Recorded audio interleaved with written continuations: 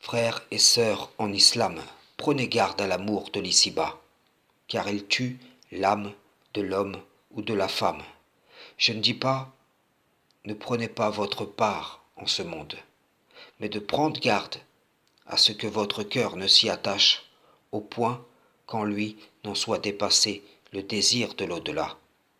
Allah nous enseigne, écarte-toi donc de celui qui tourne le dos à notre rappel et qui ne désire que la présente vie.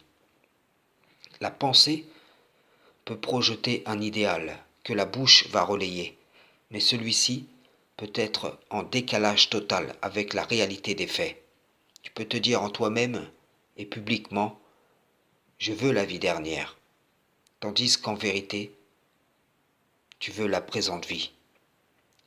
Le véritable désir de l'au-delà réforme, refaçonne, réoriente, restructure tes inclinaisons du cœur, le regard que tu poses sur les choses, la manière dont tu les appréhendes.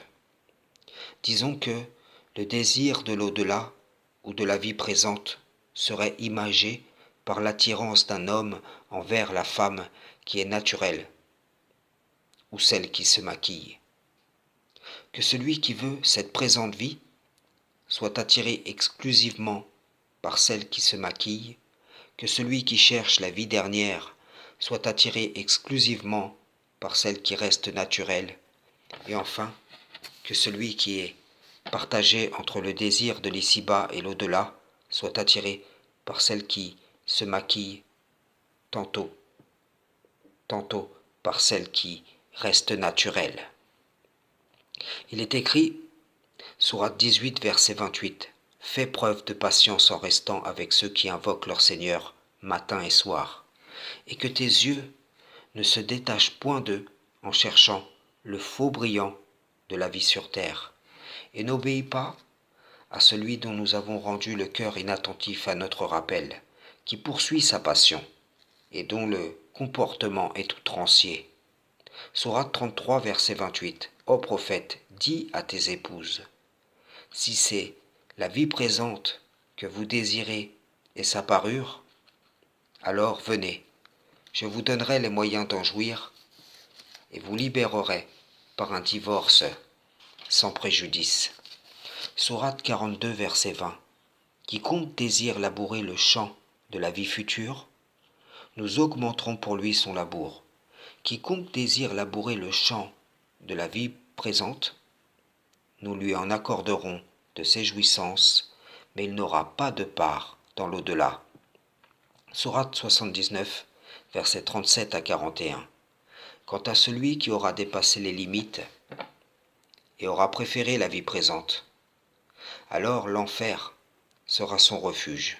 Et pour celui qui aura redouté de comparaître devant son Seigneur et préserver, pardonnez-moi, son âme de la passion, le paradis sera alors son refuge. Pourquoi je fais cette exhortation aujourd'hui? Je la fais pour dire aux gens, ne vous mêlez pas à ceux qui disputent au sujet de la vérité et qui prennent leur religion pour jeu et amusement. Car c'est un moyen par lequel Satan le banni happe par cette présente vie. L'information n'y est utilisée que pour servir d'appât. J'ai entendu coup sur coup des coranistes et des sunnites dire dans leur rivalité « on va s'en faire quelques-uns ». Ou alors, qui veut s'occuper de celui-ci ou de celui-là? Et moi je dis aux croyants, soyez satisfaits de la manne et des cailles, soyez patients, et n'échangez pas le meilleur pour le moins bon.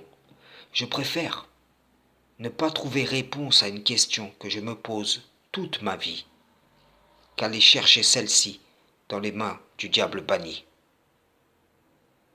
Lorsque vous allez écouter ces gens, sachez-le, c'est le diable banni qui vous nourrit à travers eux. Le plat est toujours empoisonné. Alors bien sûr, vous y trouvez ce que vous aimez en légumes, concombres, ail, lentilles, oignons. Mais à quoi servira d'avoir satisfait votre estomac si vous trouvez pour issue la mort.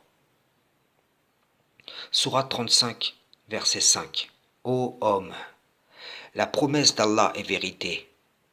Ne laissez pas la vie présente vous tromper, et que le grand trompeur ne vous trompe pas au sujet d'Allah. Frères et sœurs en islam, salam, shalom.